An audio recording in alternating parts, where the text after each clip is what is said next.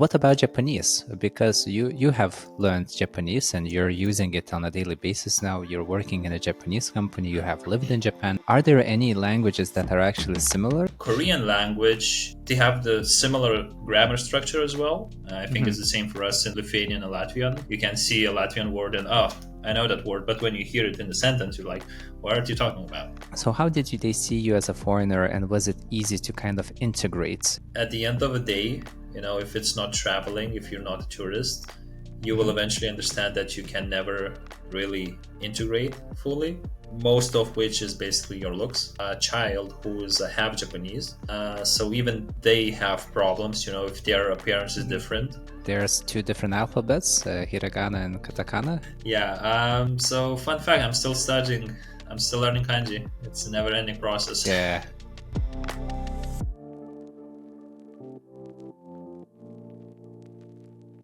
Hi, Mantas. Good to see you. Hi, Paulus. It's been a while. Yeah, it's been a while. Not that much, actually. A couple of weeks since we last talked. Yeah. Month, maybe? Yeah, more or less. Something like that. Time flies. It does. And finally, I'm really glad to have you on the show to talk about not just life in general, but about your specific life and your life in Japan. And also, for those who might not know, Mantas is the master of the Japanese language. Or maybe that's a little bit overblown. Okay, cut. No, I'm just kidding. Actually, Mantas, how did we meet? Do you remember still? It was the Spanish classes that we took in the university. Yeah, it was. And actually, it's interesting because I went to the classes, I think, for a week, maybe for 2 weeks at best. And then I had to stop because I had like some problems with the credits in the university with picking classes. So I took the class, I met you, that was it for me, I guess. And then I stopped. So the Spanish was just for meeting you. Yeah. It was the life's way how to get us, to meet each other. And I managed to finish the half year of Spanish. I forgot everything about Spanish, but I haven't forgotten you. So, hey, gracias. Yeah, or obrigado in Portuguese. Now I'm learning the how to say the neighboring language instead. But I'm planning to come back to Spanish sometime in the future as well. It is a useful language. Yeah, I'd say it's useful. I would say as well. And actually, when you speak Portuguese, you can understand a lot of Spanish. So that's also a good thing to know. Like, I really like the fact when you learn one language from a specific language group that you can understand other neighboring languages from the same group. Like, one Slavic language, you can kind of get the idea of other Slavic languages, same with the Romanic ones and so on. But I wonder, what about Japanese? Because you have learned Japanese and you're using it on a daily basis now. You're working in a Japanese company. You have lived in Japan as well. Are there any languages that are actually similar to Japanese, and you have the benefit of visiting another country and like at least getting a basic idea what's going on around you? I guess the most common stereotype is that it's Asian, so that you can use the same language at all the Asian countries, which is not correct to an extent, because as far as Japanese is concerned, Korean language in a pronunciation resembles Japanese, so they have the similar grammar structure as well. So for the Koreans, it is much easier to learn Japanese and vice versa, unlike, for example, an English speaker, because they have the similar way of thought, how the grammar is structured. Some words even are similar. If I'm not mistaken, like, so for example, a student in Japanese is gakusei, and if I'm not mistaken, in Korean it was hakusei. It's like, gakusei, hakusei. There are similarities, so for them it is easier, and I wouldn't say that you can understand, because when you pick out simple words, like single words, it's easier to understand. But when you're trying to listen to the conversation, it's really difficult to catch words. I think Hmm. it's the same for us in Lithuanian and Latvian, because Sure. you can see a Latvian word and, oh, I know that word, but when you hear it in the sentence, you're like, what are you talking about? What the heck? Yeah. Yeah, and the another thing is with Japanese, probably the closest relation is China, because of the hieroglyphs of the kanji. Because the Japanese, Japan, I think it was 6th century when Buddhism was just spreading around in Asia. So together with the Buddhism came the Chinese kanji, the hieroglyphs, and so they took them from China, adopted them, made them easier. Hmm. That's better. That's good for us, for the learners, I guess. But it's still hard, nevertheless. But what I'm trying to say is that a Japanese person who can read the kanji, when they go to China, they can also more or less understand the kanji, the meaning of it. Mm, They can't say that's good. it in most cases, but they can comprehend. Like, for example, if you go to a restaurant, you take the menu, you can understand what kind of meat, for example, it is, what kind of, I don't know, seafood, maybe fish. Hmm. So there are similarities. So in the same way, because because the Japanese took the Chinese one. So for Chinese, it is easier in Japan because it's basically their writing system just made simpler. So for them, Hmm. while I haven't spoken to many Chinese in my life, I haven't met many, but uh, I'm pretty sure that for them, it's easier for them in Japan than for Japanese in China. But still, there is that relationship between the countries. Gotcha. So basically, yeah, to sum up, I would say Chinese, Korean, those are the Hmm. countries that can somehow relate to the Japanese language, but it's still unique. It still has Definitely. some unique points. And it also has a very odd situation when there are kanjis still being used, and there's two different alphabets, hiragana and katakana, if I'm pronouncing it correctly. Sorry if I'm not. But I'm just planning to learn Japanese. Okay, I'm just I'm just on the way to it. So, but from what I have heard, there are actually three writing systems, and whenever a new person begins learning a new language, even learning one writing system is confusing. Let's say you start learning a Slavic language that is written in Cyrillic, and you're used to Latin script, so it's already you're learning a new alphabet. So when you're thinking about Japanese language, you're learning two alphabets plus hieroglyphics, so plus kanji.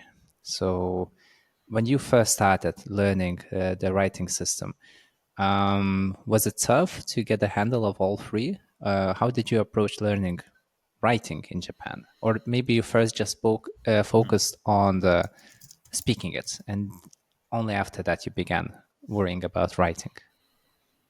Yeah. With the writing, it's kind of funny, I guess, of how much I've evolved myself, I guess, Yeah. because in the beginning, my objective was basically just to understand the language, by hearing. I didn't Hmm. intend to read it to understand, but just as long as I can listen and reply something. Hmm. I think at that time I thought that I would be fine.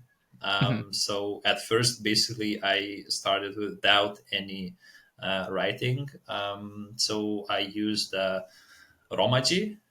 They say there's a term Romaji, which is basically Romanized letters. So, for example, Hmm. you have thank you, arigato. Probably everyone, well, Hmm. most people know probably the word arigato. So I would just write, Hmm. ARITOU, and then just in my own alphabet, the one that have grown, I'm accustomed to.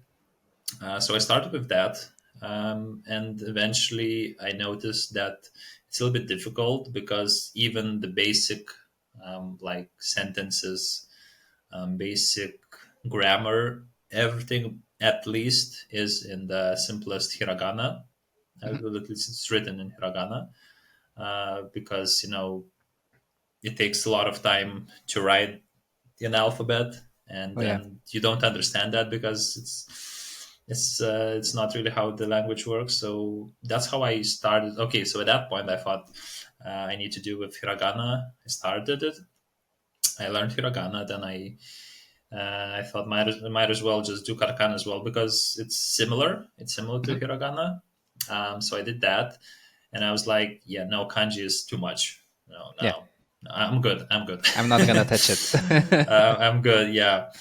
But then I enrolled in university, and obviously the teachers don't really care what you think or what you want. So Yeah, they you just do just, it. yeah, you have a test next week. Prepare. Right. Yeah. So uh, I guess it was university that really got me into proper way of studying because Hmm. before I enrolled in university, before I started studying in an academic environment. So it was basically just words that I frequently used, just basic expressions.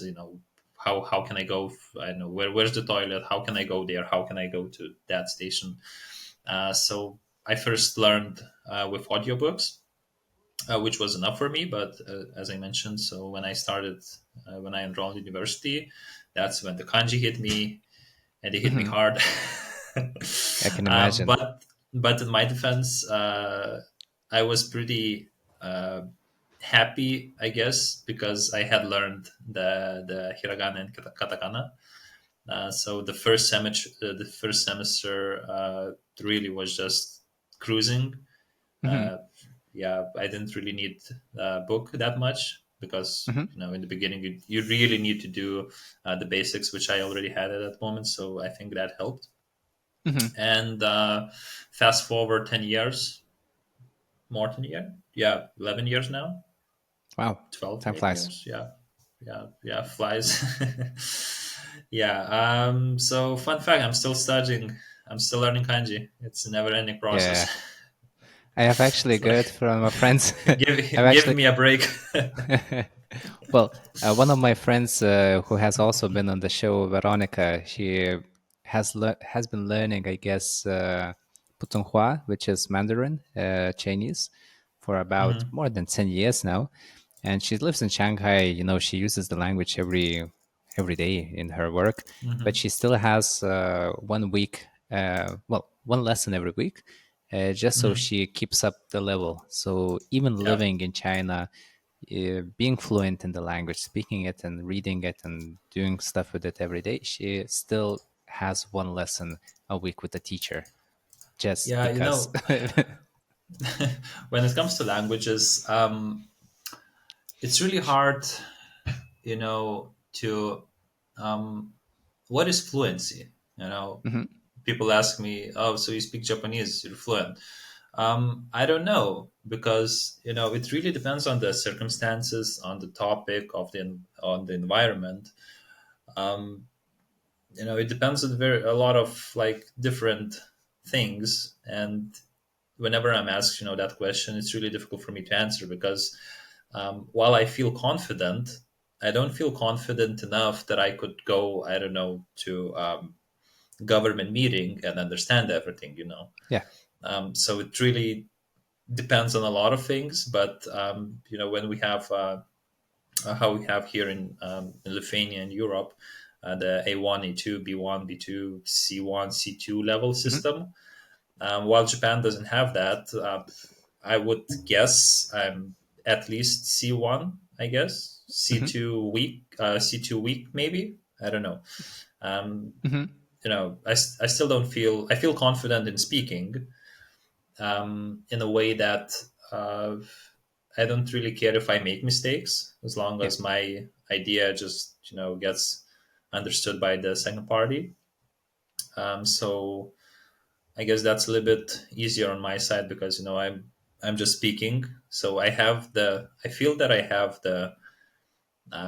the easiness of expressing, just that not every time I can express everything that I want, or at least I don't Mhm, know if they understood or not. But yeah, it's a difficult question. But you need to keep up with the language. You need to like Veronica.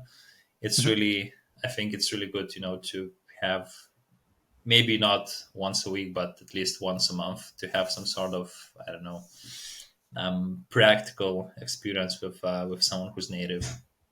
Right. And also from at the same time, I think like the language represents the people in some way because the language comes from the people. And as you have said, like the sentence structure, the logic of Japanese language is a little bit different from, let's say, English or Lithuanian or any languages that are Indo-European, so to say, that follow the subject, verb, object, like linear kind of a structure. And so maybe two questions here. Um, would it be wise to first understand the logic under the Japanese language before starting to study it? And also, now when you already speak Japanese, and do you see that the logic in the language represents the people, like how they actually think? I wouldn't say that they think backward because the word backwards is a bad word in English, but I know that the sentence structure is a little bit other way around in some ways, from what I have heard at least. And I wonder, does that kind of imply why there are a lot of these kind of cliches about American businessman and a Japanese businessman, right? And it's like how they cannot understand each other. So does it have any connection with the language itself, like how mind works when you think in Japanese versus when you think in English? That's an interesting question, actually. I wouldn't say, at first, I wouldn't say that the language defines the people. It's Mhm, more, from my perspective, it's more of their way of expressing their thought. Well, mhm. obviously, because languages, you're expressing your thoughts, but Yeah. but it's not that the language that defines. It's with the Japanese, I guess.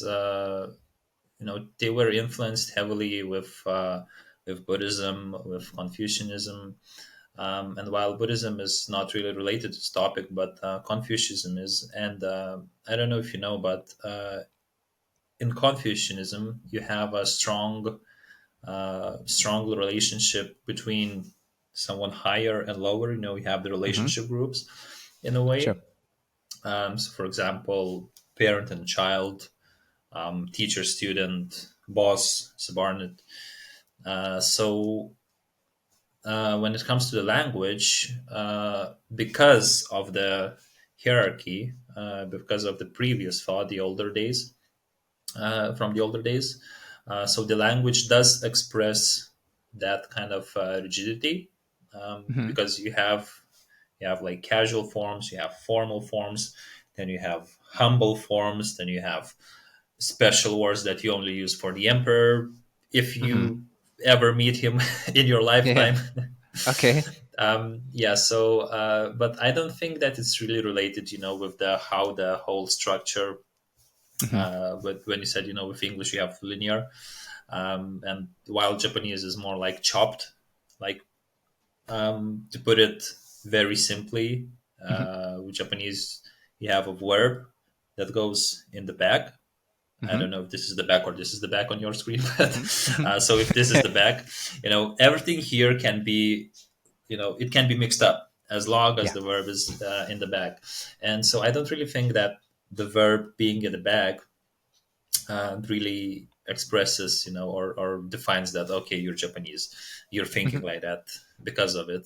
No, I think it's more because of what I mentioned with the Confucianism, of the social pressure, and so the like the humble forms, like the those kind of forms is just like a reflection of their cultural thing. Hmm. uh, yeah, so Gotcha. I wouldn't say, yeah, that language is really Hmm. because of Japanese they are Japanese. No, Gotcha. it's because Gotcha. they're Japanese, they have like those kind of nuances in the language, but yeah. Well, I have heard that there's a similar structure in Chinese, and I have learned, or I have been learning, or I did learn Chinese for a year, Yeah. and well, I no longer learn it, unfortunately, and I'm not surrounded by it, so I have forgotten almost everything. But there was the saying that when you're listening to a Chinese person speak, you have to listen until the very end, because the main idea is in the end of the sentence. So you can't just like zone out after the first few words, and then you're just blank and you don't care. Yep. Because if you don't listen to the very end, you will not understand the idea. So is it something similar in Japanese, because the verb is at the end, that you also have to kind of pay attention? Well, you should pay attention in any language, by the way. It's not just Japanese. Yeah. You Yeah. should listen to people when they speak to you. Yeah. But is it even more prominent in Japanese language? If you don't hear the end, might it mean that you haven't understood the sentence altogether? I think it's the same with Chinese as with the Chinese. Yeah, that's true. Because as we talked, you have verb at the end, Mhm. and so if you don't hear the verb, you don't really know what's the point of the sentence, of the story that they're telling you. Yeah. Um, I don't know if we could take an example. Uh, Quick random example, I guess, would be literally translated into English. So, you have a sentence that begins: a young woman with red hat and an umbrella. Question mark. Did she go shopping? Was she killed?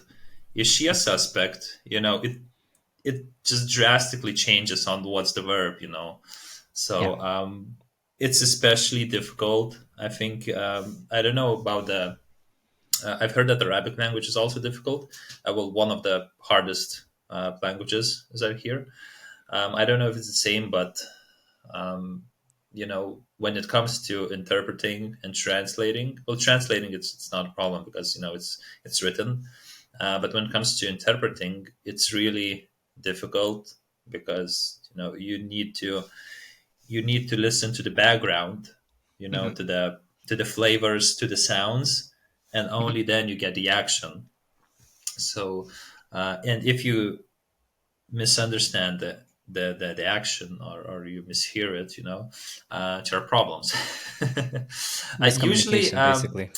yeah, miscommunication. Usually, if I don't know if it's a meeting with a company, or I don't know, art show, some sort of Mhm. you kind of have a background then, so Mhm.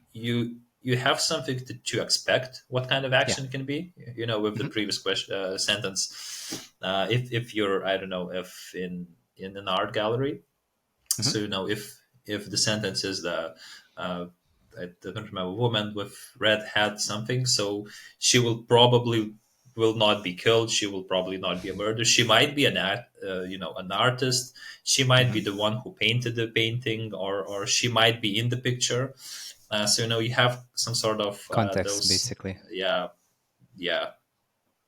So it's Gotcha. it's difficult, and you need to pull your hairs hairs and Gotcha. just And listen to it. I remember, like, back in the day when I think you have just graduated university, or maybe you were still a student. I'm not sure, but you were working as a tour guide for Japanese people in Lithuania. Basically, you were just meeting the Japanese people who came to visit Kaunas, and then walking around with them and translating things from Lithuanian to Japan and so on, and speaking about the city. So, from what you're saying, it seems that the translation that you did while speaking probably is one of the most challenging parts of dealing with the language. So, how did you approach your job as a translator, verbal translator? Was it tough, or actually it was easier than you expected? Uh, it's never easy. Yeah. It's never easy, even after all these years. Like now, while I feel somewhat confident, and it's not always the case. So even now, whenever that you'll need to translate, that you'll need to interpret, you always have that kind of, what are you going to talk about? What kind of Hmm. vocabulary do you need? Should you prepare something? Usually, in most cases, you do prepare. going back to the previous context about the example about the art gallery. So no, you check up words about art, you check out about some sort of art styles. Hmm. So yes, going back to your question, yes. So I worked as a tour guide. Hmm. Well, more like a city guide, I guess. It's Yeah. usually like one day 2 day trip with the tourists. So pretty much every single time, I would just sit down and look through my papers. The very first time, it was obviously very challenging. It was very Yeah. hard. I don't remember it. I'm happy. I don't So remember it maybe everything anymore. went Yeah, well. yeah, but I am 100% sure, that with each and every other consequent, tour, I Mhm. got better.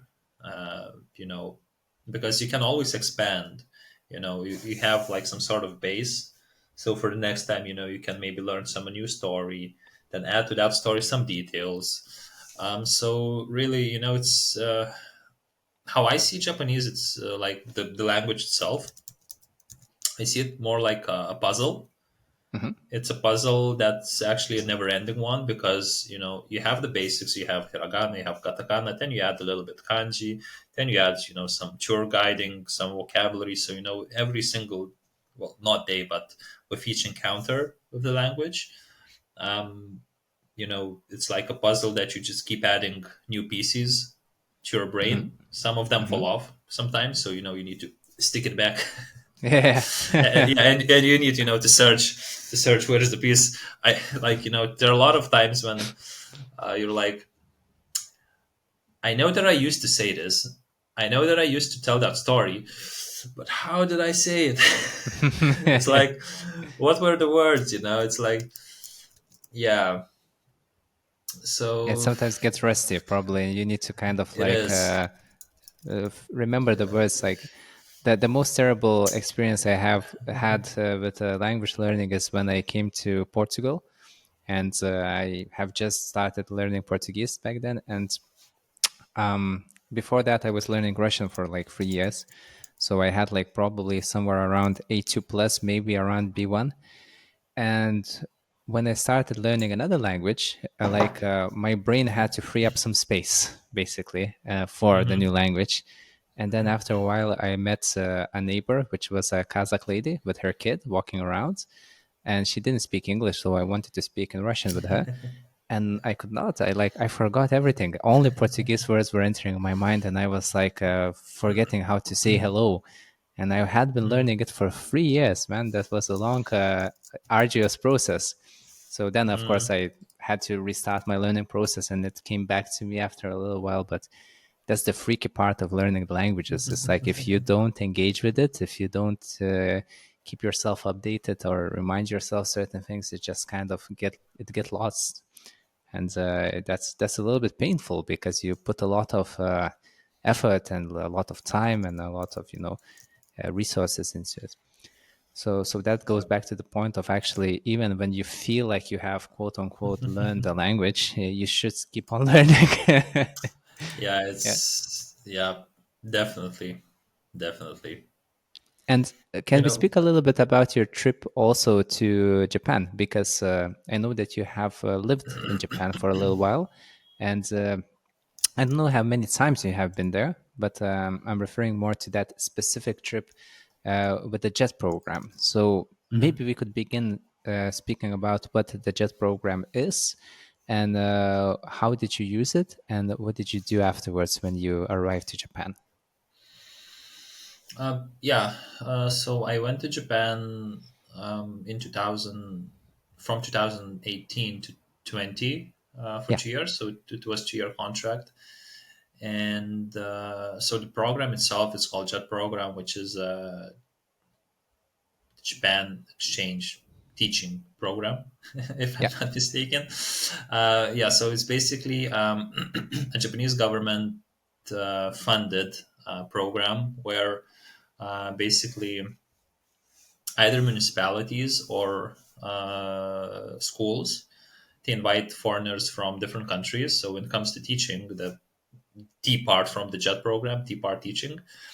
So they invite various natives, English-speaking natives from America, New Zealand, whatever, to come to the schools and just to Hmm. teach English together with the Japanese-speaking teachers.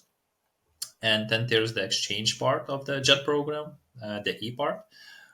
So it's usually people like me who speak the Japanese language, and so we come as kind of international, as we're told, international relations staff. I'm sorry, coordinator for international relations is our official role. And basically, what we do is it really depends on the place where you're located, on the needs of that governmental organ. Well, town halls usually. In my case, I had translating, interpreting, visits, school visits, English teaching as well to an extent. Um, I made a gallery. There are a lot of a lot of creative things. And some places are more rigid. That they know what they want, they know what they need from you. Some places give you more freedom. So some people make videos, some people create events for the people, dance classes, whatever. In relation to your country, just to foster the the internet, to foster the relations between the two countries. Hmm. And so for me, so as I mentioned, it was 2 years, from 2018 to 2020, 2 years. And I landed on an island. Hmm. So Japan itself is is an island, Yeah, but when you archipelago. have Yeah, but you have I don't know, maybe like this, Japan, from your point of view. yeah, So we have the main island. So I was like 300 kilometers down down in south. the, yeah, I think it was still the Pacific. I'm not, maybe it was the Filipino, but the sea. But Uh-huh. yeah, it's basically 300 kilometers down south, and yeah, it's island life. It's different. I personally, I think I enjoyed, Hmm. because I was actively doing things. But for other people, I think island could be a little bit a no go, Hmm. because you need to go. If you want to go shopping, mall shopping, whatever, you need to take a ferry, 10 hours, Wow. or an expensive plane flight to Tokyo. But each to their own. Yeah. Well, I guess like also to give context to some of the listeners, like the island was not that big. It was 64 square kilometers, which is like half the Yeah. size of the city where we are from in Lithuania, Kaunas. Yeah. So, and also part of the island was mountainous and rocky, so it's not accessible by foot. So it Yep. even makes it even more small, even smaller.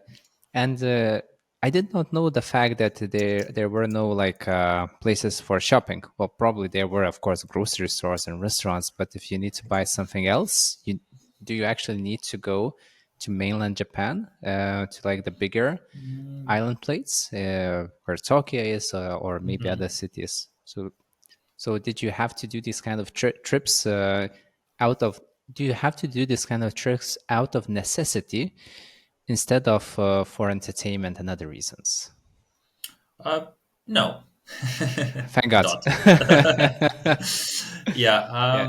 It's crazy. I've never been to America, but whenever you speak about America, Amazon, Amazon. Hmm. Amazon just comes Yeah. out of nowhere. So it's the same with Japan, and in our case as well.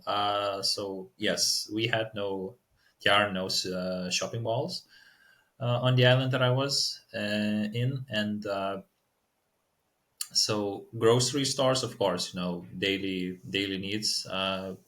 You just go to the local shop and just get it.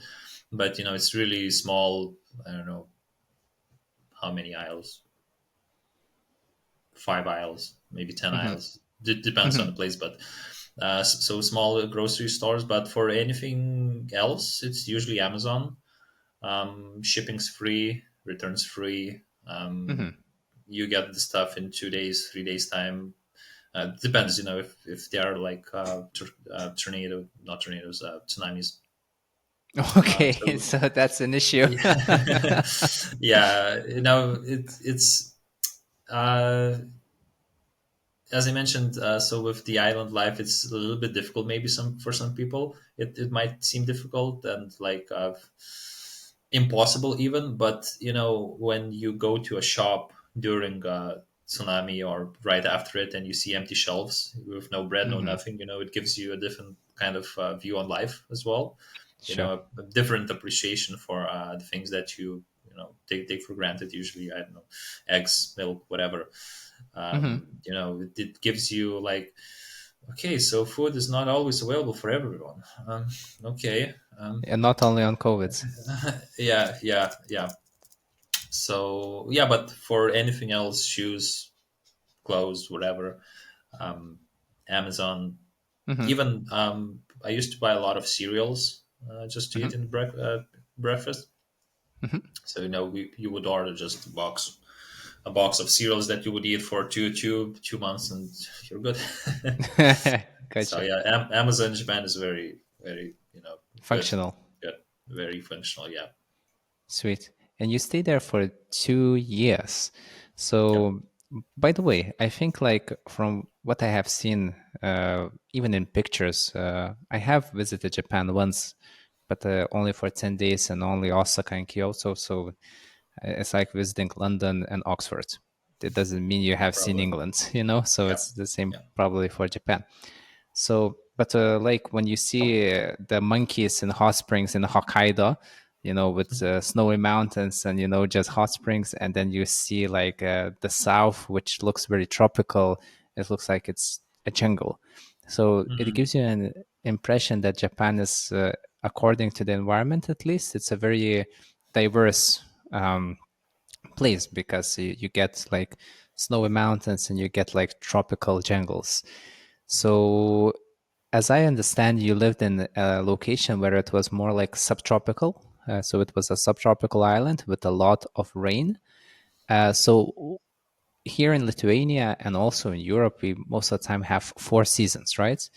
Like we have even the famous movie by Kim Ki-duk was called Spring, Summer, Fall, Winter, and Spring Again. So it's the same narrative there.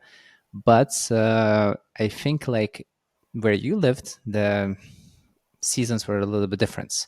So it was more like probably monsoon area where you have without seasons without rain and rainy seasons. Was that more like the environment where you lived for 2 years? Um, in a way, no. So with Japan, it's true. The country itself, it stretches. So if I'm not mistaken, I think I've checked before, but Japan is basically the length that you would have to go from Estonia all the way to Madrid, I think, Hmm. down to Hmm. Spain. So it's very from north to south. It stretches a lot. So the climate also, obviously in the north you get a lot of snow, while on the other hand in the south you have like warm waters, and you can go, I don't know, swimming, maybe. Maybe not in winter. I'm not sure, but you get the point. And so with the island itself, I wouldn't say that they are, it's a little bit different. That the winter is milder.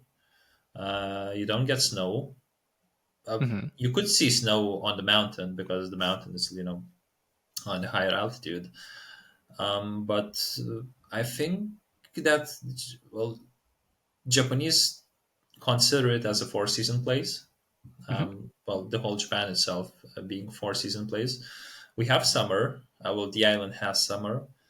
After summer comes autumn, with which you have the rainy season. You have Hmm. tsunami kind of season. Now for a month and a half, 2 months maybe, something like that. Right. Then you have the peaceful autumn, a few weeks. Then you have the winter in a way, but the temperatures there don't go really below 5 degrees Celsius in winter. So it's really cool. like breezy, and then it's not really cold, not like winter cold, Yeah. but it's still, you have, because it's an island, you have a lot of wind, so it gets somewhat cold. And then spring, we have the sakura blooming, which Mm. is kind of, a signal of a sign of spring. Yeah. And yeah, so after that, then you have the rainy season, and then the summer starts, and the cycle continues, and just goes all around, round and round. Yeah, Gotcha. so I would say 4 seasons. 4 seasons, just a little bit milder versions. Right. Understood. And during those 2 years, have you gone to any bigger cities, like maybe somewhere on the other island plates where you can find Tokyo and so on? Or did you spend the 2 years living on the islands? Because then I would imagine you like Robin Cruz, Robinson Cruz, growing a long beard Here, with a ball for a friend. here as well, I hear. Yeah, dreadlocks maybe even. Yeah, I think I would fit in. I think I would fit in. um, no, yeah, I've been outside, as strange as it sounds, but I've Yeah. been outside. I've been to Tokyo numerous times. I had to go to Tokyo to get my driver's license. I've been Hmm. to Kyoto, Osaka, Nara, um, of the bigger cities. Yeah, also actually in those 2 years times, we also went to the Philippines Hmm. with my wife. So it was a very nice change of pace, and just gave just refreshing air in a way. Yeah. And then yeah, maybe because of those trips, I think I mentioned before, but I didn't really feel the fatigue of the island. Hmm. So yeah, going outside helps, as expensive True. as it is, but And in general, Japan is considered one of the most homogeneous places on earth where I believe 90, I don't want to actually butcher it, but around 98% of the country is ethnically Japanese, whatever that means. Whereas then the rest 2% are either Chinese and Koreans, and a very small minority of, let's say, people from elsewhere, like from Europe or maybe South America, Africa, and so on. So, and this actually kind of, in my mind, makes this kind of a image that here is Japanese and Japanese culture, and here are the people that represent everything that is not to do with Japan. And from your experience, how did Japanese people see you? Like, did you have any problems for being a foreigner? Maybe people didn't let you in into their circle. They didn't want to communicate with you. Or maybe from the other side, it was actually absolutely different. They were very interested in like who you are, where you're from, your culture, how life is outside of Japan, and so on. Because as I spoke with Kotaro, one of the Japanese people who actually lived in Lithuania. So it was your exchange partner in some ways. yep, Like yep. he said that most of the people have never left Japan and are not planning to leave. And they don't really speak English and they don't really care about the world outside of Japan, which is normal, I Mhm. guess, if you're an island. Of course, it's not everyone, but that's kind of a theme in some ways. So how did they see you as a foreigner, and was it easy to kind of integrate into the Japanese society, community, culture, and so on? um, I guess this is the tricky part, the tricky point, maybe I'd say, of the, I'm interested in Japan, I want to learn Japan, I want to learn Japanese, I want to go to Japan, etc. But at the end of the day, if it's not traveling, if you're not a tourist, if you step over that boundary of tourists, you will Hmm. eventually understand that you can never really integrate fully. Hmm. Most of which is basically your looks. You don't look Hmm. Japanese, you're not Japanese. Yeah. And so with that,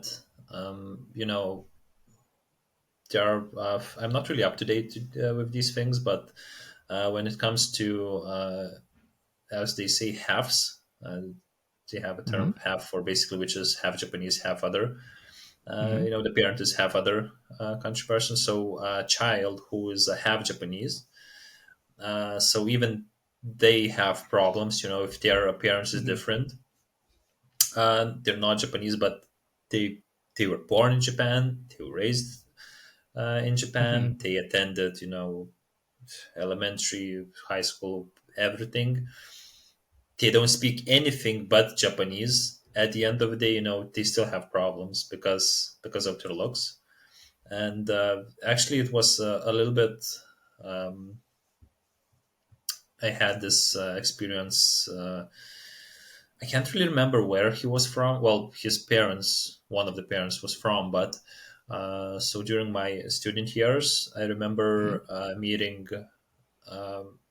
meeting who I thought was a foreigner, but Mm-hmm. he spoke Japanese, and he, well, because they were together with a Japanese guy, they were Mm-hmm. talking, and I thought that he was just he had learned Japanese, and so they were just talking Japanese. But eventually, I found out that he was basically Japan raised person who speaks nothing but Japanese, but he was African, something related. It's very um, difficult for them. I can't really begin to comprehend, what they go through. But I've heard, people bully them, etc. So you know, a person, a foreigner like me, for example, you know, once you step over the tourist line, once you start living in Japan, if you want to live, if you start working for a Japanese company, you know, you have to accept that fact that uh, you'll never really be like a fully integrated Mm-hmm. person. Um, and so like 50 years, even after 50 years just living in the country, um, you know, every single day you will experience the same thing that you experienced with your first week in Japan. Mm-hmm. Just feeling a Of little bit like a course, stranger, a foreigner.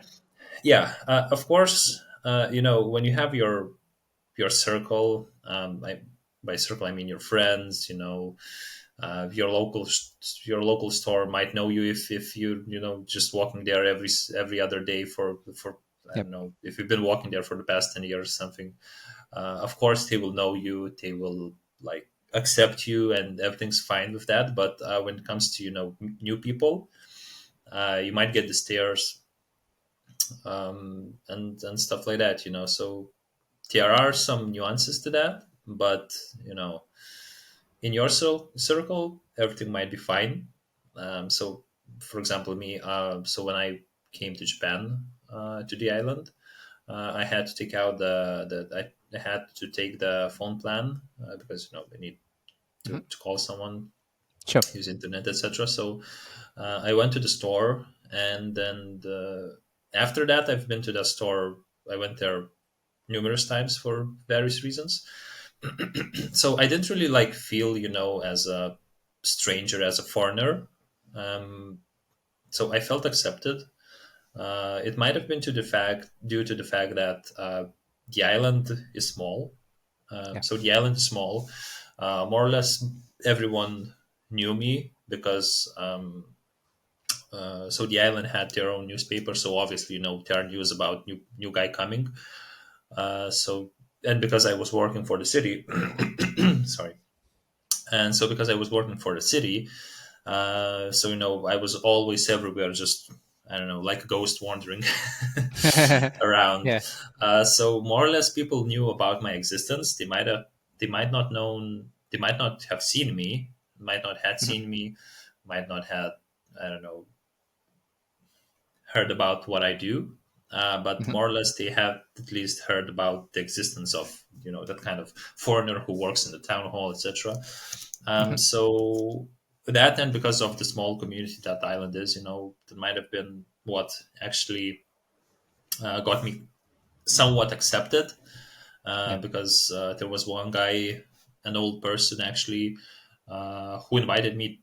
He actually gave me potatoes, but gave me in a way that I Mm-hmm. had to go and dig from his a garden. So it was really cool. I got a call and like, hey, so how are you doing? Yeah, and we talk. And he's like, yeah, so I grow potatoes. Do you want potatoes? I'm like, yeah, I'm sure. Lithuanian, of course I want potatoes.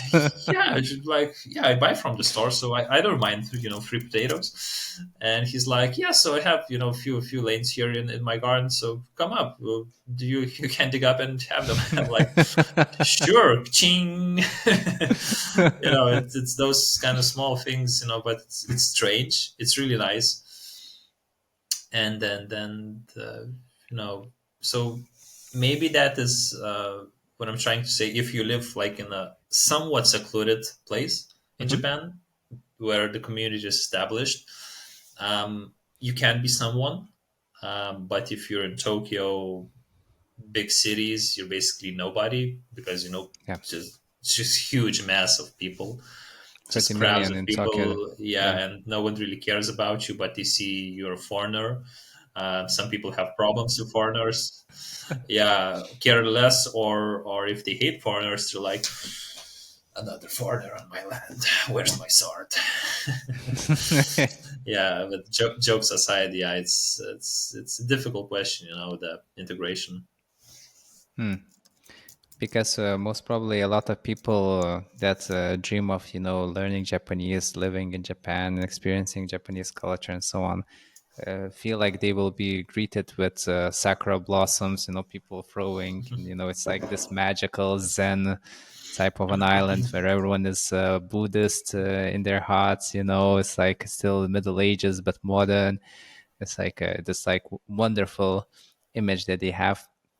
And maybe you might not expect that there could be some problems because it's a very homogeneous community which has a history of closing itself off from the world, so it will not be stained or changed by other influences. So then it seems like it opened up a couple of times in history, not because it wanted, but because they had, let's say, American military ships in the harbor saying like, oh, well, either you open up or we make you open up. Yeah, so it's so just I don't think it's really hard, the decision when you have a knife up your throat, like, I don't know.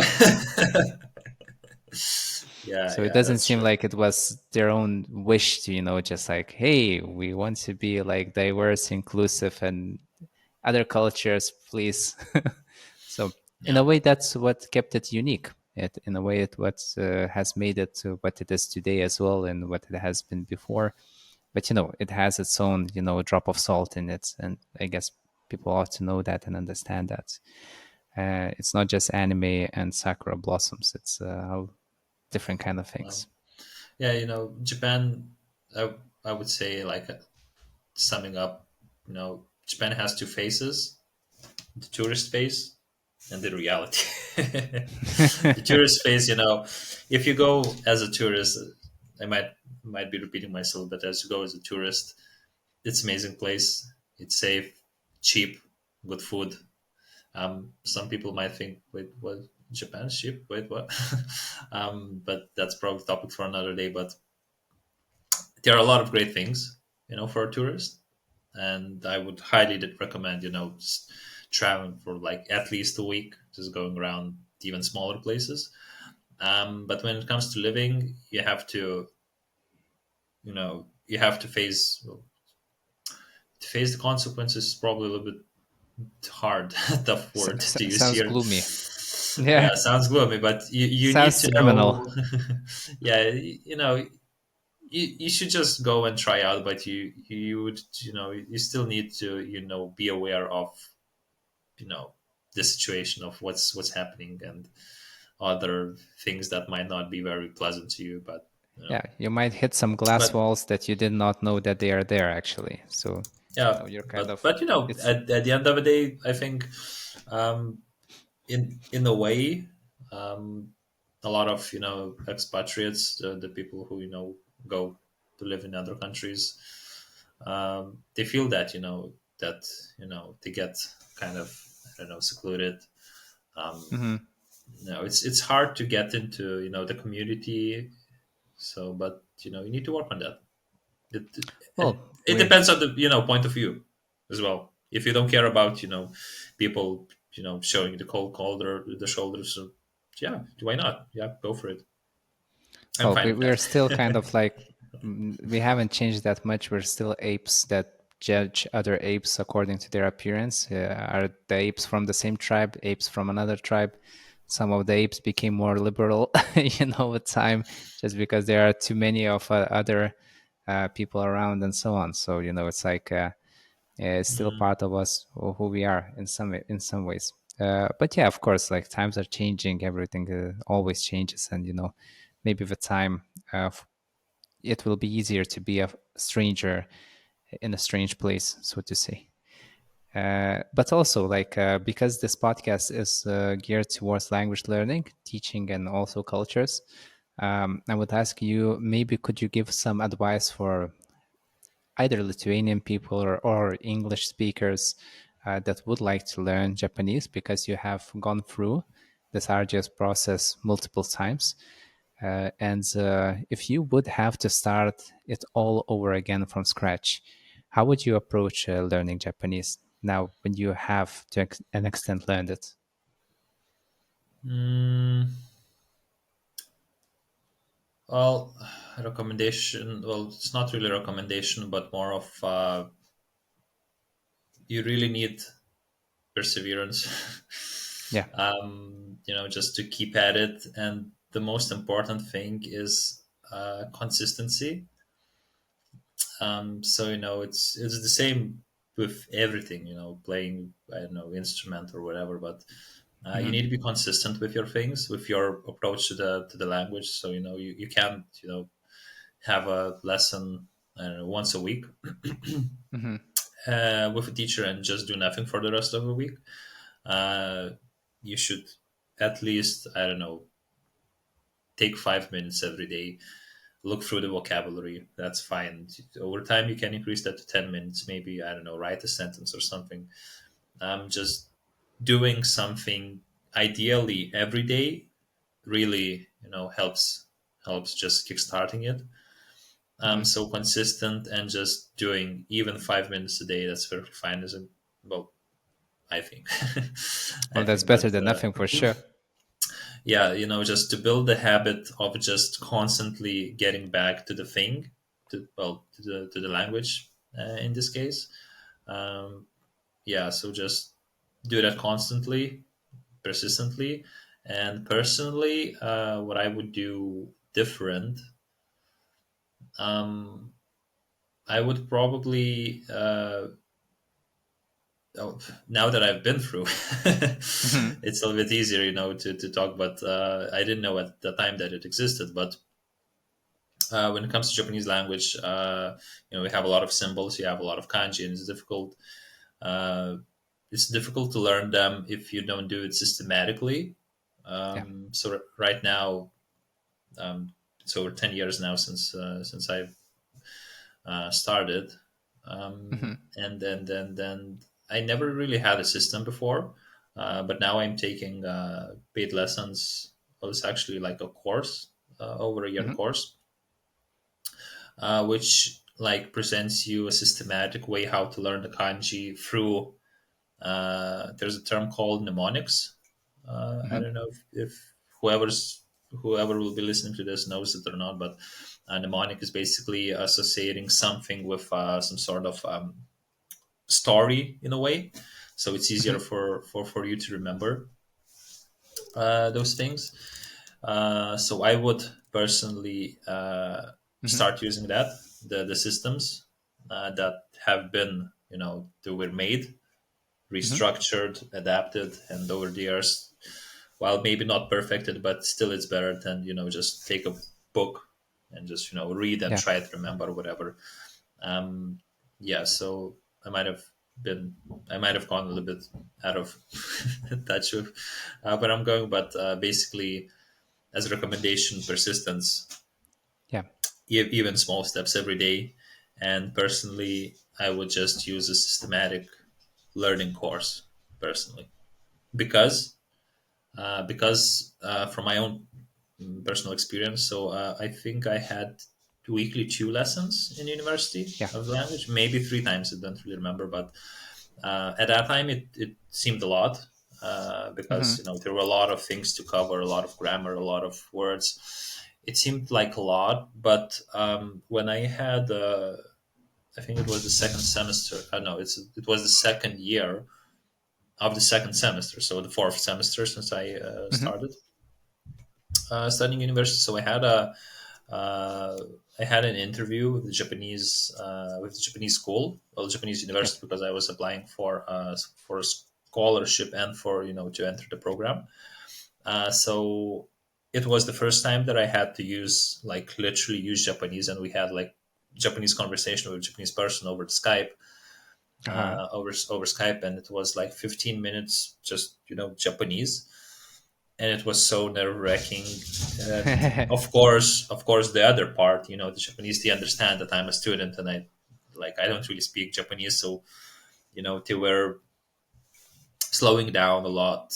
They were, we didn't talk much in those 15 minutes. There weren't too many questions, but really, it showed me that the 3 lectures a week, it wasn't really enough for me at the time.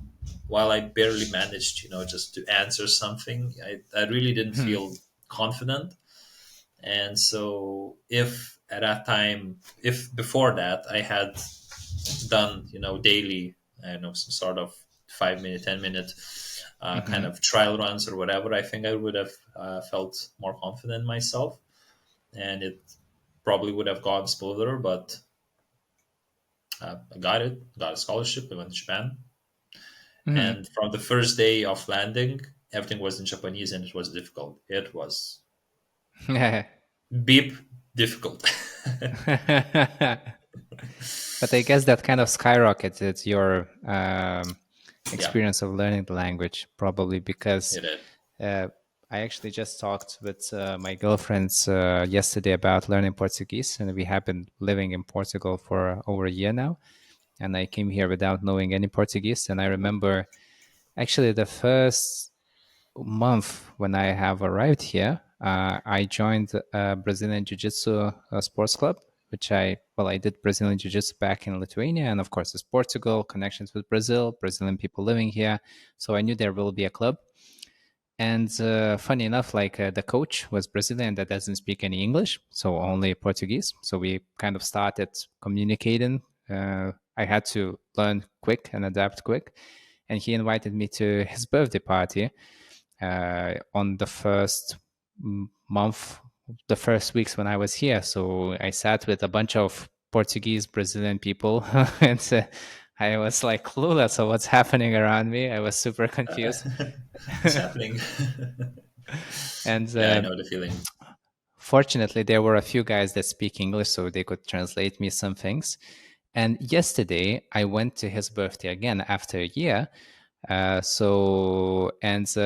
sat by the table with Portuguese people who don't speak English, and we had a conversation. We talked in Portuguese. Before that, I went to a friend's house, helping him out to get buying a new bed and bringing the stuff.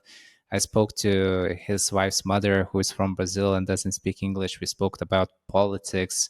We spoke about history, Lithuania, culture, Russia, of course, naturally. And anyways, we had a pretty complex conversation, and I made a lot of mistakes, of course, definitely. But she understood me more or less. I understood her more or less. So, like, living in a country definitely helps you to learn the language quicker. But to prepare yourself, I think like the course that you have mentioned, I'll put the link in the description because I want to also remember it if I ever start learning Japanese in the future. So I will use it myself. I think it really helps you to kind of at least get your foot in the language, so to say. So what do you think? Like after you actually relocated to Japan, like, did your progress of learning the language went by square or by the thirds? Like, how faster did you begin understanding, communicating your ideas, and like just getting better at it in general? Is it important to actually live in the location that you learn the language from? Everyone says, that um, living there helps, and of course Yeah. it helps. Of course it helps. But I don't think personally you really feel, Hmm. realize, when things are changing, because every day you're just exposing yourself to different things, different topics. Hmm. So I don't really think that you really feel, that click. Hmm. Personally, me myself was also so when I came to Japan the first time, first year, I didn't understand anything. It was after that 15-minute Skype talk. Um, I just went to Japan. Well, after 4 or 5 months or something, after everything ended. But the first three maybe months, I understood basically nothing, Hmm. which in a way gave me a boost, to actually try and do as much as I can with my Hmm. time. So I joined the soccer team and we played football. And I'm really very, very happy, very glad that you accepted me, because before them, two other teams said no to me. They're like, Hmm. I don't know, yeah, whatever. But they accepted me, and but I still didn't understand anything. We were just playing Yeah. football. They were shouting something, and I didn't understand. Was it me or what was happening? You're just running after a ball. Like a child. uh, Yeah. so I tried to expose myself in those kind of scenarios, just everywhere as much as possible. And with university as well, we had tests, etc. And there were numerous times when I'm just sitting in the.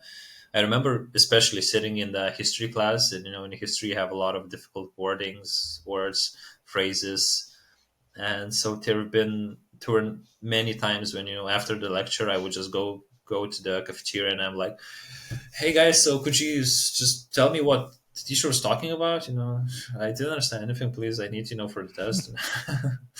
And I would Google after that, the keywords in English just to get some sort of background.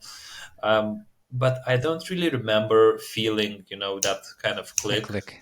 Yeah. Yeah, I remember a lot of people were saying that, after half a year is when things change, and but I never really got at. I was just exposing myself, just talking. I don't know if the other parties understood me or not, but when I was talking, um, but I never personally felt that. But nevertheless, living there is definitely what, if possible, should be a goal. Hmm. So yeah. Gotcha. And I think I really like your idea of exposing yourself to the language at least 5-10 minutes a day while you're learning it, even if you're not living in the country, because that's what I also would say my students, and that's what I do myself when I learn languages. So, of course, now it's a little bit more tough because I'm learning two languages at once. So maybe I cannot do it every day. But ideally, if you're learning one language, you can definitely master that. And 5-10 minutes, it doesn't have to be much, as you said, like writing a few sentences, maybe reading a text, maybe listening to an audio, maybe just thinking in your mind how you would say certain things, and then checking on Google Translate if it was the correct way. Of course, I don't say Google Translate is always correct, but it kind of gives you an idea when you're thinking about simple sentences, right? Like, how do I get to the store? There's a low chance of probability that Google Translate will be that bad, so it will mix up that sentence, right? You don't need to speak about Hegel and Schopenhauer, like Of course. It conversation. depends, on your level. Like if you're just a beginner, of course, you can just write basic words, just putting into perspective. Nowadays, a lot of people, just sitting, just swiping, whatever. Yeah. And, just the time flies. But if you I don't know, set a reminder at, I don't know, 10 p.m. before bed, Hmm. whatever, set a timer. If you're a beginner, write a few words, remember what you wrote yesterday, write something new. If you're intermediate advanced, you can just put up I don't know, put on YouTube, I don't know, like news or something, just listen to Mhm. an excerpt, 1 minute news. Just try to comprehend. If you didn't understand, just listen, I don't know, three, four Again, times, yeah. 5 times. That's it. That's fine, sure. But, setting a reminder, like, I don't know, clock time or something, that might help because, it's not really hard in a way that you don't have time, 5, 10 minutes. It's more of that you don't really make time for it, Sure, that's true. because yeah, you can even listen to YouTube while eating. I guess the quality, of course, will be different, Lower, but yeah. still, it's just the point of making time. If you drink coffee, while you're drinking coffee, you can listen or just write Hmm. something. You can make it like some sort of your ritual. You can make some. You need to find what works for you. But For me, consistency what is one of the points, I think.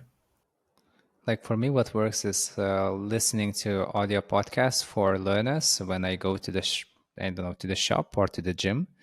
You're just walking from home somewhere, you put in some earphones and you just listen. If you find a good podcast, I really love that because there are a few good podcasts in Portuguese where the level is intermediate. But I started listening to that podcast when I was just like in the very first stages of learning the Portuguese language and I didn't understand much. But I just knew that, I will pick up a word that I like, how it sounds, and it will stick in my mind. And then later I'll translate it, or maybe I will learn certain words outside of listening to the podcast, and the next time I'm listening I will actually hear those words. So I still don't understand the main idea and stuff, but like with time my vocabulary expanded, and now when I listen to the same podcast I understand much more, almost like 80-90% most likely. So it's like just not being afraid of exposing yourself to the language, I guess, and also taking active measures of learning, because as you have said, even 2 weekly sessions with a teacher is not enough if you want to make good progress quick, or at least quicker. You have to work by yourself during your free time, and you have to make time for that. 5 or 10 minutes doesn't sound much, but like actually putting yourself a reminder, even that people cannot do. so Yep, so you, yep. it takes like very kind of strictness when it comes to yourself. But Yeah, I and guess like once you get into a habit, it's fine. just to as a recommendation, I found Google Podcasts. It's a great app Hmm. for podcasts. You can search; it's free. You can save it, listen offline. I use it for when I'm, on a plane or something where I can't use internet. It's really great. And there are various topics that we will talk about. So I'd really recommend that. Just to be cautious about, when it comes to language, you have passive and the active Hmm. knowledge of the language. So when you do listening, for example, the previous example of YouTube videos or news or something, so that's only passive. Yeah. But of course, with passive, you can hear, you can listen, you can understand. But as long as you don't start speaking yourself, you'll never respond. Hmm. So it's good first, to build a habit, and after a Hmm. month, once you're really in the habit, you might then consider, dividing into passive, active. When you Yeah. want to, with active, you would have to create sentences from your own mind just to create Hmm. some sort of story or something. So there's also something to be cautious about. Yeah, that's true. Like I guess the passive skills are reading and listening, whereas the active skills are writing and speaking. Yeah, So at output, first, you should do output, input. anything. Yeah, exactly. And you need a lot of inputs just to like get the hang of the language and like understand it. And you need output to actually be able to express it. So you need both. Yep. That's a very good point made there. And also, speaking about YouTube videos, because, well, YouTube is great. uh, I have one of my teachers, actually, she has been on the show, Malika. She advised me to install a couple of plugins for Google Chrome, and one of them is called Language Reactor. and it's a great plugin because I don't know if you use it or not, but it works on YouTube and Netflix, both. I have checked, and but the only prerequisite is that you should have some kind of subtitles already.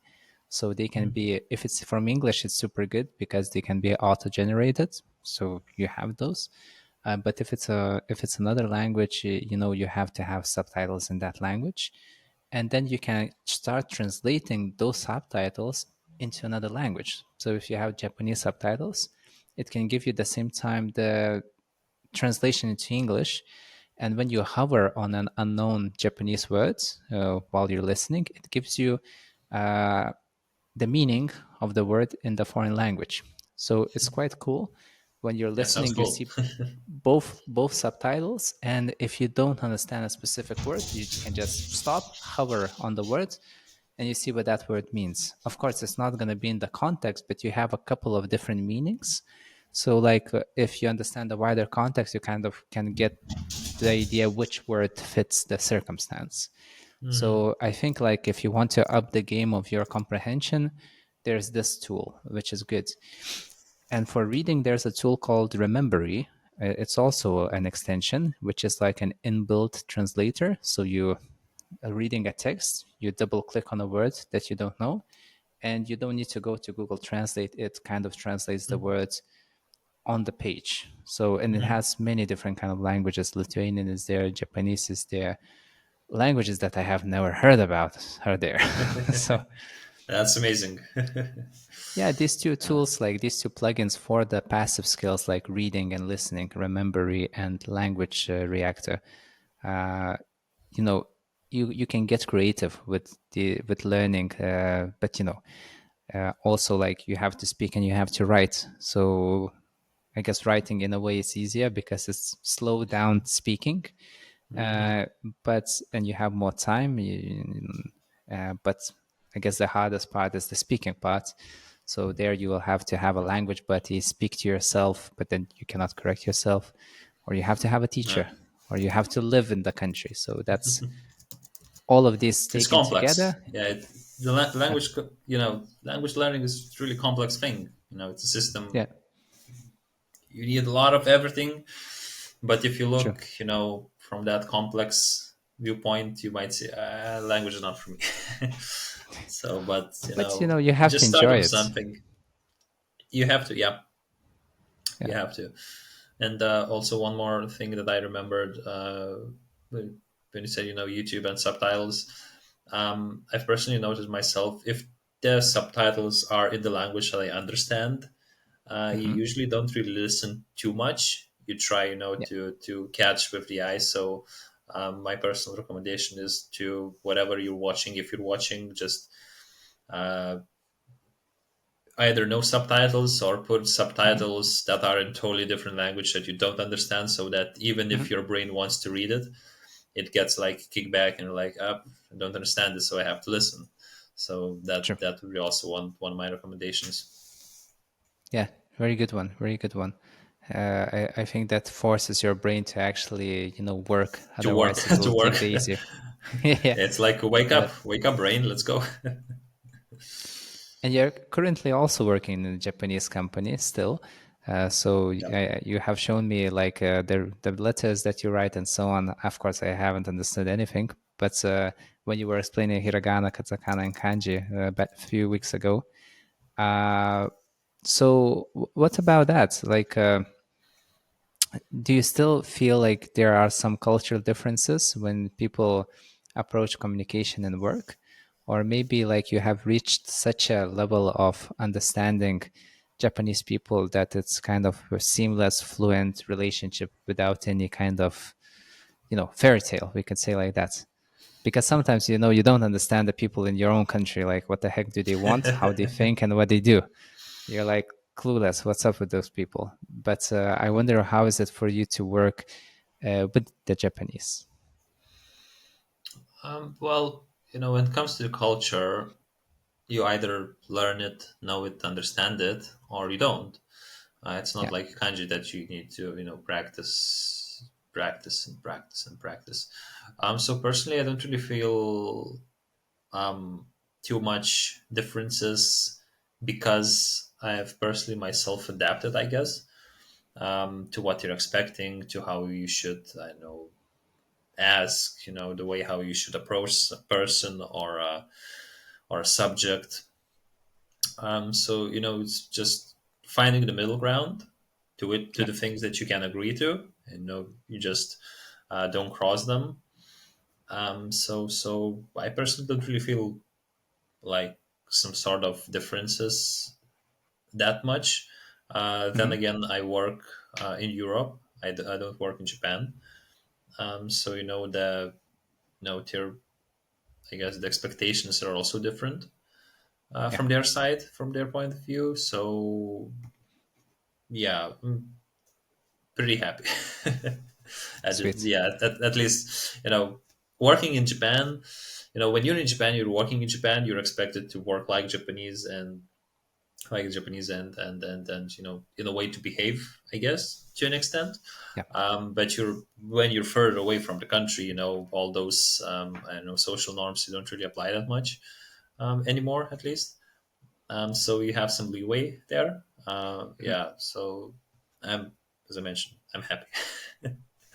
And when you speak about the work culture, and you have already spoke about Confucianism a little bit, is it still prevalent in the work ethic of the Japanese people, and like the relationship between, let's say, higher ups and their subordinates, and all that kind of jazz? And yeah, what do you think about the Japanese work ethic and culture, work culture in general? Is it effective? Is it not as effective? Like, is it different from like the way things are done back home in Lithuania or elsewhere? So, just in general, what are your impressions? Well, of course, it's prevalent up to this day. Especially the boss and the subordinates relationship. You have the attitude, I guess, that you take when you're talking to your superiors, and you can really feel it. Also, like it reflects itself in the language because, as mentioned before, you have the like formal, humble, etc. You have the special vocabulary. The Hmm. the the higher the difference between you and the one that you're talking, the Hmm. work position. So you use appropriate wording. You choose different words. You use more humble words. So that's really prevalent, and I don't think it will ever change because it's part of the language. How they're Hmm. born, how they're raised, how they're raised. Hmm. Yeah. So like phone calls, emails. You use you do not use the language that you would use with your friends or with your like colleagues if you're talking to a boss. Um, so that's one point, I guess. Um, when it comes to how good or bad it is, it's a little bit hard to say, I guess, because I haven't seen much of different kind of cultures, how other kind of cultures work. Yeah. Apart from Lithuanian, I've also worked for a Netherlands team. Um, but I'm not sure actually. I Yeah. guess it has its flaws in that way that if a young person has an idea that maybe this something is very good for the company, maybe we should, I don't know, use this and do that.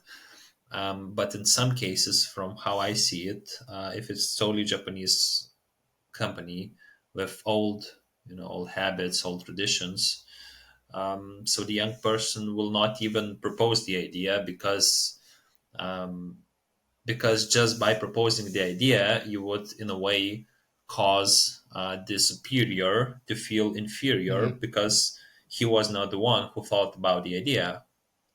Hmm. So there are those kind of nuances, and then like weak points, I'd say, that prevents that kind of globalization way. But then again, as you mentioned with your previous Hotara, I think was his name. Hmm. Not sure, but Yeah. that some of the Chinese, they do not really want the globalization. and for them it's perfectly fine. They want their own strict, rigid structure, the one that they've been raised in. So it's not a perfect system. It definitely isn't. It's always nice that that kind of respect. You can feel the respect between the parties, but that gives a lot of those kind of things which I don't know, obstruct the company's progression, growth, the person's at the end of the Yeah, day, the person is, because he's afraid to say something or do that, and he's forced to do that, and that for his boss, for example. I don't know. Um, yeah, but some people gotcha. don't care about it. Well, that's interesting as well. And you have also, in one point of our conversation, mentioned that Japan is cheap, which already kind of caught my ear, relatively speaking, of course. It depends of like what country you're coming from, but Yeah. some people imagine that Japan is one of the most expensive countries to live in and so on. And maybe that was the case some years ago because it was the second largest economy after Japan until 2011. Sorry, the second largest economy after the United States until 2011, when then it got replaced by China, and it kind of kept going down, and I don't know where it is now. But I think, relatively speaking, it has become cheaper in some ways because their economy has not recovered yet. And it seems to me, without having much knowledge, and it's maybe it could sound very ethnocentric, looking at Japan from my own cultural perspective and so on. But at the same time, it might be that they have such a rigid system of interrelationship that it doesn't have that much time possibility to change. It changed like after the Second World War, and like because they didn't have to have their military. Well, they couldn't have military. They could focus 100% into economy, and that became what is now known the Japanese economic miracle. But no, miracles don't happen often. so Wouldn't be a so miracle, would it? yeah, exactly. So it seems like Japan is like having, it also has a aging population. According to like statistics, it's the most aging population in the world at the moment. So it has a lot of silver hair citizens and not many kids getting born. So it's not a country famous for having a high birth rates. And there's like many different kind of factors that can also disrupt economies and so on. So it seems like Japan will have to make many changes, which historically it has. Like there was a major reformation, there was many points in history that made Japan change in one way or the other to adapt to the times. Uh, but yeah, I wonder what kind of change it will make in the future. If I'm pretty sure it will happen because like that's how things work. We do adapt in one way or another. And thinking about yourself, do you ever plan of coming back to Japan? Maybe not as a permanent resident, or maybe just as a guest, a tourist, maybe for a few years. Do you have any other plans connected to Japan in the future? um, so, in regard to the first part, I guess, relating to the cheap, Yeah, to yeah, the word sure. to the word cheap that I slurred, and I should have probably not done that. Well, thank God you um, did because that's a good topic. yeah, like if you check the current currency rates, you will understand what I Yeah. meant. Because right now the currency is totally different than it was 1, 2, 3, 4, 5 years ago, and like a person, um, like if we take today's rate, so we have one Hmm. euro for 163 Japanese yen, which is Hmm. crazy. So to put it in perspective, 163? 163? 163. Yeah. Yeah. So to put it perspective, so during Corona, it was 120, or around Mm-hmm. 120, 25. And so, just a meal for a person, like some sort of meal, would cost approximately around 1,000 yen. Mm-hmm. And so the same meal 3 years ago and now, the prices have not changed much. Mm-hmm. So, from a foreigner's perspective, so the price is like, especially in the restaurants. If you go to a restaurant, you can eat a lot of food for quite like small price, because Yeah. the currency has changed a lot, and because the prices have not changed much. But the price of the same, um, I don't know. So for The same example, products or three like the yeah same three service. three Yeah. three 4 years ago, for €8, that might have been for some people, Mm-hmm. well, moderate expensive maybe. Yeah. But the same €8 now, to get the same, more or less the same Mm-hmm. meal, it's totally different picture. Yeah. True. Because like in Lithuania, like last year we had inflation. I think it was over 20%. Yeah. Oh yeah. And Japan did not have that, so there are other problems with that. But because of the currency exchange, and because the price not increasing, the wages not increasing much, so I would say that they're kind of just standing still in a way, just frozen in Mm-hmm. time Mm-hmm. to an extent. Yeah. Yeah, so that's where my basis, for the word cheap Mm-hmm. that I used comes from. Well, in a way, it seems it's like very good, or I couldn't say very good, but at least good for the Japanese citizens because they haven't experienced that much disruption inside of Japan. Whereas for us, like the prices have risen, and there were a lot of concerns about the rising food prices and the salaries not catching up, and so on. But in a Yeah, way, we kind of kept up to the changes happening abroad, and the prices were rising here, they were rising here. It's kind of in an equilibrium. Whereas in Japan now, in relationship to other countries, because they didn't have such a large inflation, they had one before. That's why we have 120 to begin with. but so there was not that much change there. So yeah, that's also quite interesting. And well, at least it seems like it was not hit as much by the inflation that was happening a few years ago. yep. So it's a good time to go to Japan. Yeah, Yeah, sure, sure. but as you mentioned, so because like other countries, they're keeping up or just trying to keep up with inflation.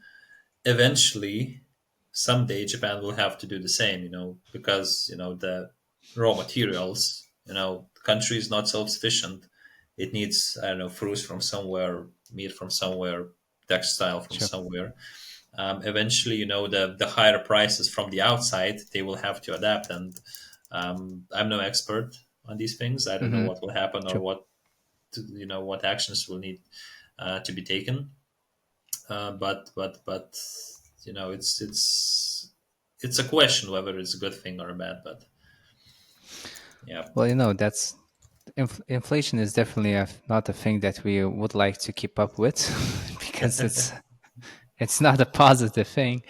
But that's unfortunately that's how currently the world economics work, and maybe that's why a lot of countries are not that happy with that, and they start causing trouble to the current world order and so on. But I still am on the side of peace more than on the side of anything else.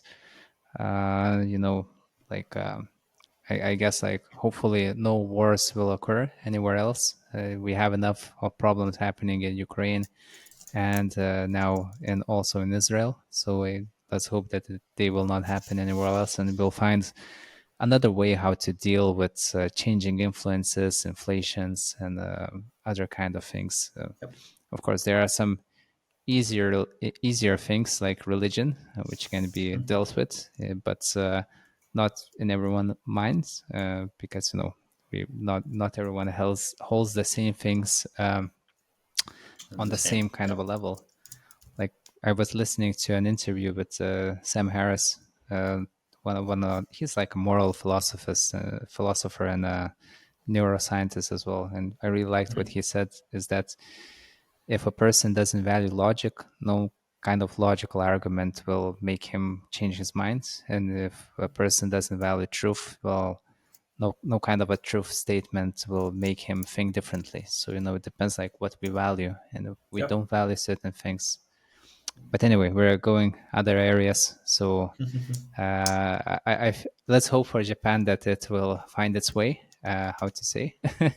and Eventually, yeah.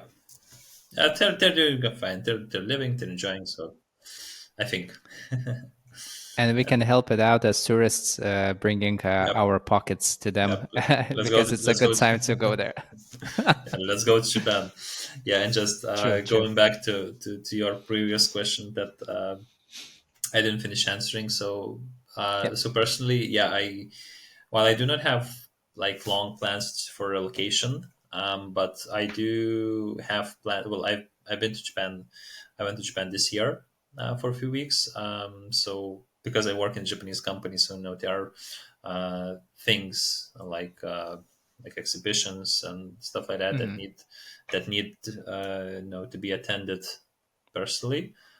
So while not permanent, but I have plans. They're work plans, and once you start living with the language, with the culture, the way I see it, because I'm involved with it, I try to just use my life towards it. So eventually, one way or another, I will have to go there. I go there, and I do not really think that much about it because, when you're that just intertwined, with the country, one way or another, you just end up there, then you come back, then you go there again. So Yeah. before, yes, yes, I want to go, whatever. But now, I've reached a point where, It's daily eventually, life. yeah, eventually, as long as I'm, related to the language, to the work, so, you know, I will definitely go there Cool. for, Very yeah. cool. Well, anyways, that was a great conversation. I feel like I also learned quite a lot, even though we have spoken about similar topics before. Not in English, though. so, so it was. By the way, it was fun talking to you in English. Like you're still the same person, but with a twist. Oh, twist. Okay, that's interesting. I wonder. I wonder how would it be for you to speak with you in Japanese because Japanese. Yeah. you know Next time, after 3 years. I'm not. Maybe we'll see. Because I don't know, like those quotes attributed to famous people like Plato or Aristotle or whatever are shady. But there's one attributed to Chamberlain, one of the kings of France in like I don't know 7th century, 8th century, when he said that like knowing another language is having another soul, which we could debate until like the sun goes down and comes up again. But at the same time, it has something in it because it kind of activates another side of our personality, and Yeah, well, just switch. yeah, exactly. So that's what I like about languages in general, and even speaking to the same person but in another tongue also feels like it kind of opens up another type of relationship with the person or like with a group of people or what have True. you. So True. that was quite cool. That was a fun experience. So Mantas, Yeah. whenever we have something new to talk about, I would love to continue. In And English. yeah, definitely. And by the way, just maybe the last question: have you ever considered of becoming a Japanese teacher for, let's say, English speakers or Lithuanians or so on? Uh, no. I've considered, but I think that my answer would be no, as in I do not really want to be a teacher because I do not think that I Yeah, have what's required in for a yeah. teacher. I have some experience. I enjoyed, like, I love children, so as annoying as they can be, I like interacting with them, teaching them things, etc. But when it comes, to language, just because you know the language doesn't mean you know how to teach it. So you Hmm. need. I would have to work on that. So I Yeah. would have to, study how studying is done, Yeah, yeah, yeah. Gotcha. which I haven't really done before. So, and it's, just because you know the language, you can't teach it. So, for me, it would be like a totally different field, even though it'd be like still same like languages that I know. But Hmm. yeah, but I've considered, and I do not really see myself there, at least at this point. Maybe later, sure. Open, always open. This point, I still need to learn the language. I still need to learn Japanese. So like It's when you will definitely. have a long, beard, like a Yeah, Japanese master, and like white hair, you will still be yeah, saying, "Well, I still need to learn it." yeah. And we have the hat, from the straws. Yeah. Yeah, and that hat, Likewise. I still need to learn it. Well, anyways, like I guess if someone will need some advice about the Japanese language, about Japan in general, um I think they can still like reach out to you. You can Yeah, be sure. maybe not a Japanese teacher, but why not a Japanese consultant? You know? So Yeah, sure. Yeah, no, I'm always open, to new opportunities. Just overall, I just like communicating with people. Maybe that's also one of the drives that gave me, for just to keep continuing with Japanese. So I'm always open. I enjoy a quick chat. So sure, of course. yeah, I'll put Manta's contacts in the description for anyone who's interested and maybe needs some help or has some ideas. So yeah, like uh, they said Nokia connect people. The Russians have another way of saying it, but like in our day and age, like